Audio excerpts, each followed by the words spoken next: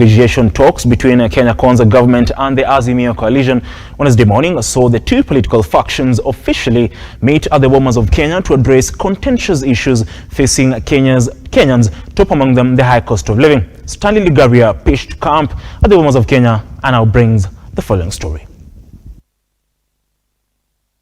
The long-awaited bipartisan talks between Azimio and the Kenya Kwanza coalitions have today kicked off after a back-and-forth show of might that rocked the two political rival factions in the country, leading to intervention of respective stakeholders to call for dialogues so as to seek resolution of the political tantrums in the country. We have held a very successful meeting this morning, and as indicated, we have agreed that we will begin the dialogue process once we frame the agenda items, and I think we should be ready with that by Monday. As agreed, we will have the secretariat that will be supported by Parliament. On Wednesday, the teams laid bare the terms and conditions around the talks and have retreated until Monday to draft the framework of how the tete-a-tete will be conducted. We shall not negotiate, and this is important for us, for any form of power sharing with the Kenya Kwanza alliance or put any personal interest ahead of the interests of our people. Fellow Kenyans, we ask for your continued prayers and support so that we may find a lasting solution to the challenges that bedevil our nation.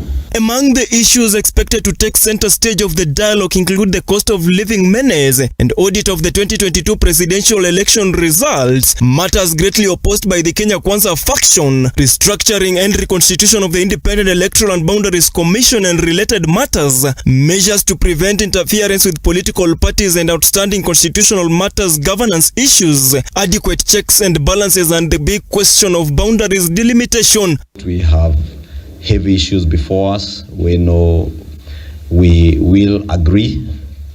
We may disagree on some, but we all engage in good faith and with mutual respect for each other and for Kenyans and in the best interest of the country. Azimio coalition, through its team led by Kalonzo Musyoka, has insisted that it will ensure the discussions are tied and address the plight of common mwananchi. We have to agree on how we frame the agenda, because the two sides have the different agenda items. But more importantly, I've said we are going to work as a team. I'm here with my colleagues from various counties. We have come, as you're aware today, that is the beginning of the national dialogue on various issues that affect the nation.